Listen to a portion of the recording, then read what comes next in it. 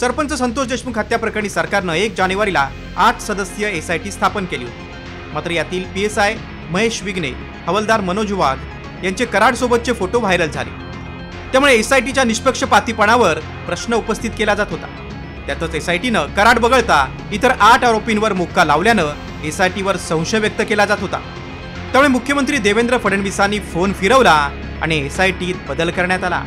एसआयटीत काय बदल करण्यात आलेत ते पाहूया। आधी बसवराज थेली हे एसआयटीचे प्रमुख होते, तर सध्या त्यांच्याच नेतृत्वात एसआयटी तपास करणार आहे।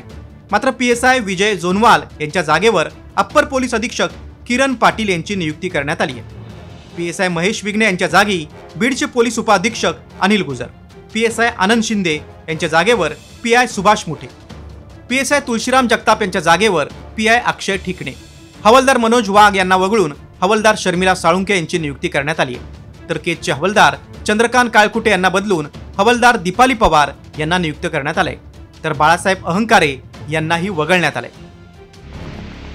नव्या एसआयटीचा तपास योग्य दिशेने सुरू ठेवण्याची अपेक्षा संतोष देशमुखांच्या कुटुंबियांनी व्यक्त केली। आमची पहिल्या दिवसापासून ते आत्तापर्यंत आणि एकच मागणी कायम राहील की जे या हत्येमागचे कोणी सगळे असतील, ज्यांनी हे कटकारस्थान केलं, जे संघटित गुन्हेगारीला पुष्टी दिली, त्या लोकांना सगळ्याला फाशीची शिक्षा झाली पाहिजे, ही आमची मागणी पहिल्या दिवसापासून आहे आणि आज पण आहे। दरम्यान मकोका कुणाला लावला जातो ते पाहूया। 1999 मध्ये मकोका म्हणजे महाराष्ट्र संघटित गुन्हेगारी नियंत्रण कायदा अस्तित्वात आला। संघटित गुन्हेगारी आटोक्यात आणण्यासाठी कायदा अस्तित्वात, आरोपींवर 10 वर्षात 2 किंवा 2 पेक्षा जास्त गुन्हे दाखल असणं गरजेचं आहे। खंडणी, अपहार, हप्ते वसुली, तस्करी यासारखे गुन्हे संघटितरित्या केल्यास मकोका लागतो।